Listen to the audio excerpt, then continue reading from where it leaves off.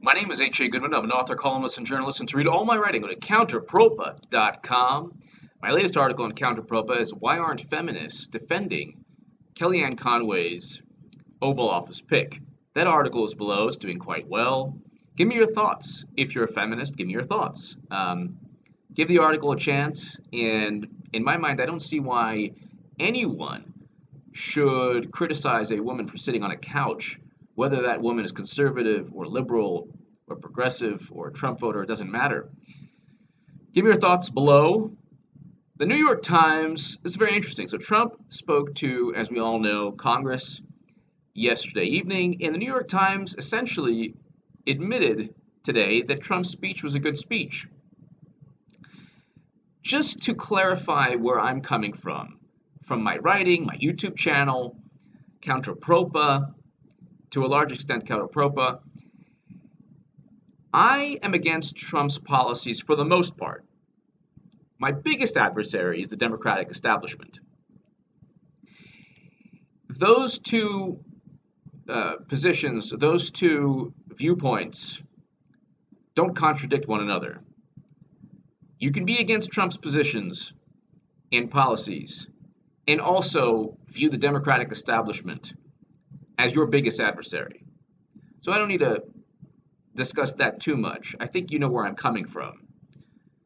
Also, I'm going to start speaking about why Tulsi Gabbard and Nina Turner must lead the Democratic Party. I love Bernie, and I have nothing negative to say other than the fact I believe Democrats are using him. That's a whole other discussion. And I still 100,000% for Bernie 2020. I want him to run. There's a lot of things going on with what's happening. That's another segment. The interesting thing about the New York Times is that they were one of the public relations firms for the Democratic establishment saying that Trump's going to destroy the planet. He was temperamentally unfit.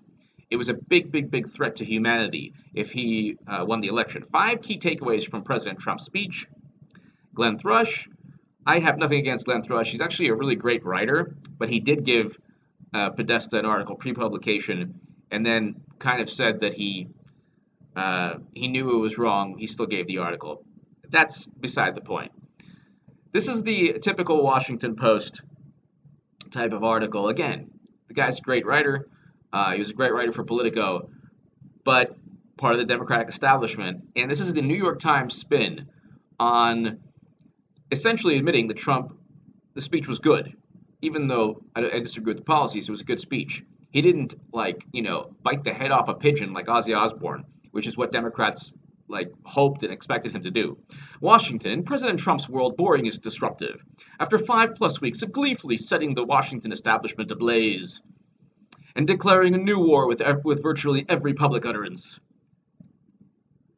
Mr. Trump took the radical step on Tuesday night of delivering soothing comfort food of an address to a jittery Congress and skeptical public. Okay. For the first time since this swearing in January, Mr. Trump seemed to accept the fetters of formality and tradition that define and dignify the presidency. What did he do? Did he streak naked during the inaugural? What did he do that was so horrible? Aside from the policies, I'm against the immigrant ban, but again, it's and while he touched on all of the hard edge elements of the economic nationalist agenda that has impelled his executive orders and called for revolution, Mr. Trump brandished a blunter rhetorical axe and for once delivered on his promise to speak the Reagan Republican dialect of optimism and reconciliation. This is exactly what I've been saying for a whole year and a half. Of course, they eventually come around to my position. Trump is a Republican. He won because he championed Republican conservative ideals, values, policies. Republicans love the immigrant ban. They love the wall. That's what Republicans pushed for a long time. They finally got it with Trump.